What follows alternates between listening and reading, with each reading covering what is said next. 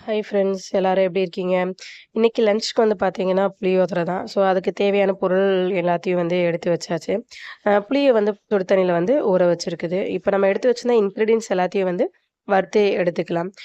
நான் சின்ன வயசுல இருக்கும்போதே ஊருக்கு எங்கனா போறோம் அப்படின்னாலே வந்து பார்த்தீங்கன்னா, புளியோதரை தான் வந்து எடுத்துட்டு போவோம். அது சின்ன வயசுல மட்டும் இல்ல. இப்ப கூட நாங்க வந்து விஜயவாடாலேருந்து தமிழ்நாட்டுக்கு வர்றோம் அப்படின்னா, நாங்க வந்து லஞ்சுக்கு வந்து புளியோதரை தான் எடுத்துட்டு வருவோம். வீட்லயே எல்லாருக்குமே புளியோதரைனா ரொம்பவே பிடிக்கும். உங்கள்ல யாருக்காவது புளியோதரை பிடிக்கும்னா, மறக்காம கமெண்ட் பண்ணுங்க. அ இந்த பொடிய வந்து நீங்க வந்து ஸ்டோர் பண்ணி வச்சுக்கிட்டீங்க அப்படின்னா, ஈஸியா நமக்கு எப்ப வேணுமோ நம்ம வந்து புளி சாதம் வந்து ரெடி பண்ணிக்கலாம்.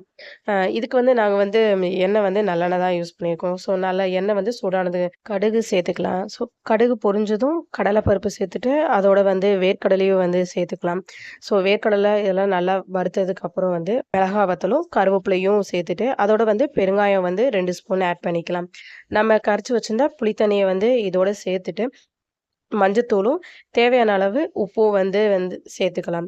ஸோ புளி வாசனை வந்து நல்லா போனதுக்கப்புறம், நம்ம அரைச்சு வச்சிருந்த அந்த பவுடர வந்து நம்ம இதில சேர்த்துக்கலாம். ஸோ பவுடர் வந்து சேர்த்ததுமே வந்து அ கொஞ்சம் அப்படியே திக்னஸா வர மாரி வரும். ஸோ வந்ததும் நீங்க வந்து ஸ்டவ் ஆஃப் பண்ணிருங்க. இப்போ வந்து புளி காய்ச்சல் வந்து ரெடி ஆயிடுச்சு. இது வந்து நீங்க ஃப்ரிட்ஜில ஸ்டோர் பண்ணியும் நீங்க வந்து யூஸ் பண்ணிக்கலாம்.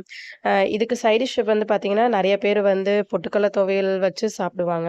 நாங்க வந்து பார்த்தீங்க அப்டின்னா, ரயில் துவையல் தான் வச்சு சாப்பிடுவோம். இந்த துவையலுக்கு 2 ஸ்பூன் எண்ணெய் ஊத்தி, கடுகு, உளுந்தம் பருப்பு போட்டு, துருவுன தேங்காய், அதோட வந்து மிளகா வத்தலும், புளியும் சேர்த்து, உப்பு போட்டு அரைச்சுட்டோம்னா, ரயில் துவையல் வந்து ரெடி ஆயிருச்சு. நீங்க புளியோதரைக்கு வந்து இந்த ரயில் துவையல் வச்சு சாப்பிட்டு பார்த்துட்டு, எப்டி இருக்குன்னு மறக்காம கமெண்ட்